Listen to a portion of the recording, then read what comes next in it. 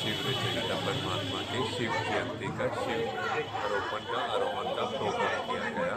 तो इसके पीछे जो लक्ष्य है कि पूरे विश्व में ये मैसेज आए कि परमात्मा कैसे इस धरा पर आकर इस सृष्टि को परिवर्तन करने का कार्य कर रहा है। देखो, हम लोग बार बार बात करते हैं कि पूरे विश्व में चेंज आना चाहिए, पर कहीं भी चेंज लेके आने के लिए पहले खुद को बदलना है, अपने अंदर की कमी कमजोरियों को छोड़ना है।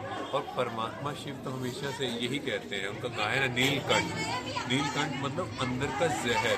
परमात्मा कहते हैं मेरे अंदर बहुत कैपेसिटी, आपको जो कमी कमजोरी है मुझे दे दो।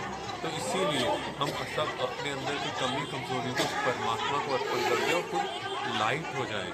परमात्मा यही चाहता है ना, बच्चे सब बोझों से फारिग बेफिक्र बादशाह बनो।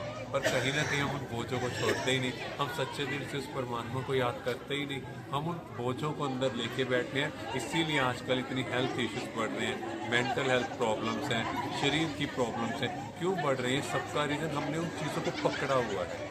और जब हम उस परमात्मा की याद में होते हैं, उसको सच्चे दिल से सब कुछ अर्पण करते हैं, तो हमारा सोचने का काम भी वो करता है। जिसके लिए गायन है कि धन मन धन से हम बोलते हैं ना, सब कुछ तेरा। तो सब कुछ तेरा क्या है?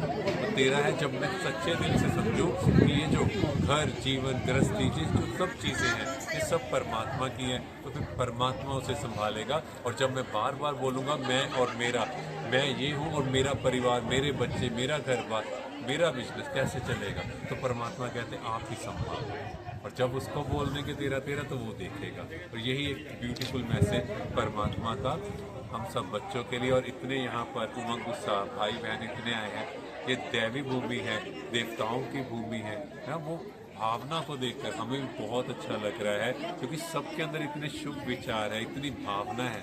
क्योंकि ऐसी भावना की इस दुनिया को, इस भारत को जरूरत है। आज पौड़ी जनपद के अंतर्गत ये कार्यक्रम आयोजित किया गया है। शिव भगवान का जो 90वां जन्म दिवस के अवसर पर ये कार्यक्रम रखा गया और यहाँ पर बहुत लोगों ने प्रतिभाग किया है। बहुत संख्या में यहाँ पर डॉक्टर हिमांशु गोयल जी का सभी लोगों को उद्बोधन मिला है। और ये एक बहुत ही सरल माध्यम है कि हम भगवान को, आत्मा को परमात्मा से जुड़ने का एक बहुत ही सुंदर एक कार्यक्रम है। और इस कार्यक्रम के माध्यम से हम अपना मेडिटेशन भी कर सकते हैं, भगवान से जुड़ने का एक आसान तरीका भी है। और हम लोगों को वास्तव में अगर सनातन धर्म हिंदू धर्म की बात करते हैं, हमें अपना धर्म बचाना है, अपने आप को सुरक्षित रखना है, तो वास्तव में हमें इस तरफ जाना चाहिए। इस तरह के कार्यक्रमों में प्रतिभाग करना चाहिए।